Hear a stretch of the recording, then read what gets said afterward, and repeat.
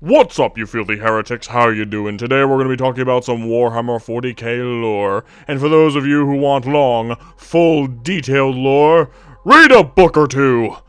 Or go check out Luton 09 and Arch Warhammer. They know this shit inside and out.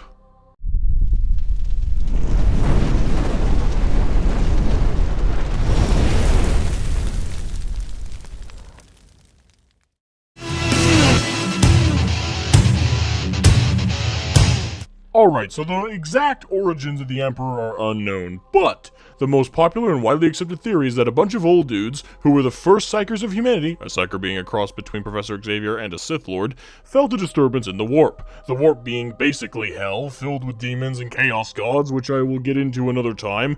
Anyway, the old dudes, feeling this icky feeling, decided to get together, have a couple of drinks, and commit a mass ritualistic suicide, in the hopes that their souls would merge in the Warp and produce a being of ultimate power. Did I mention that this is the most accepted theory?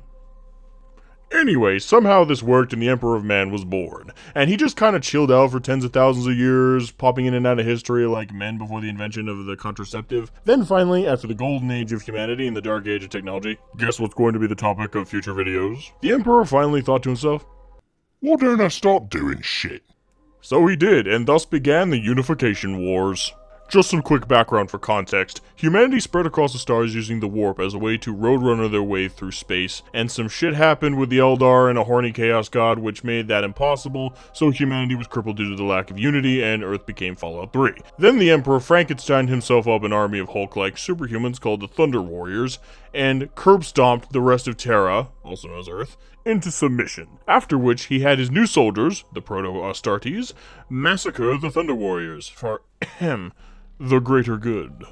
Hi! Welcome to the Emperor of Man's new Imperium, where religion is considered a fatal offense, desire for independence is abolished, and you're likely to die horribly. Anyway, the Emperor, now ruler of Terra, began cooking up a set of genetic beings based on his own fucked up biology. These Primarchs would become the generals of his new fighting force, the Space Marines. Except the Chaos Gods went yoink and flew those infantile demigods through space and several different planets.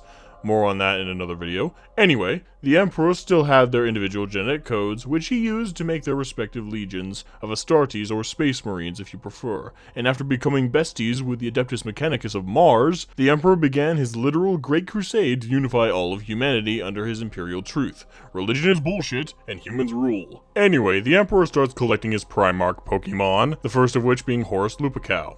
He'll be important later, and eventually finds them all. Once he does, he ditches their asses all over again to go work on a project which will make it so humanity doesn't need to travel through hell every time they want to go on a vacation. Horus, in turn, gets corrupted by the Chaos Gods due to him having daddy separation issues, then leads a rebellion against the Emperor directly attacking him on Terra, while the majority of loyal Primarchs and their legions are elsewhere. Not gonna lie, Horus. Not gonna lie. Bitch move. After his assault gets continually bitch-slapped, he screams all the way on his ship, 1v1 me, bitch! And the Emperor responds with, You're so grounded, mister! And beams onto Horus's ship with his other son and Primarch, Sanguinius. Again, another video. But suffice it to say, he's got literal angel wings, vampiric qualities, and he's the able to Horus's cane. Anyway, Sanguinius finds Horus before the Emperor and fights him. Then loses brutally dying by his big bro's hands. So, the Emperor shows up, sees Sanguinius dead, and then shrugs it off and starts fighting defensively against Horus, pleading with him to reconsider all of this. Sheesh, he handled that worse than parents who try to be friends with their kids. Anyway, Horus melts the Emperor's face and right eye off, rips his arm off, and goes full Bane on him by picking him up and slamming him down and breaking the Emperor's fucking back. Yeah. Then some random Imperial soldier tries to attack Horus, and then gets wrecked, to which the Emperor's like, Okay, yeah, maybe he's too far gone.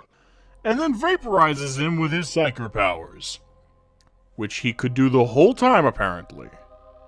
Would have been good to use before having your arm ripped off, your back broken, and your eye turned into a white stain on the ground. Anyway, the Emperor gets dragged to the golden throne, which he's plugged into as a life support system. He's not able to speak verbally, move at all, or go to the bathroom. Our mortal leader, everyone! Anyway, that's where the Emperor's direct story ends, and this series begins. Thanks so much for watching, guys. I hope you liked this one, and if you did, please leave a like down below, as well as tell me in the comment section, what did you think about this episode? Are you excited for the next one? Which ones would you like to see next? Which ones would you like me to prioritize? I am all in on this Warhammer 40K in a nutshell series. Anyway, if you'd like to see other Warhammer 40K content, please subscribe, because I do very regular content on this channel. I try and do a daily upload schedule, but, you know, sometimes it's hard to maintain those. But anyway, thank you guys so much for watching, and have a good one.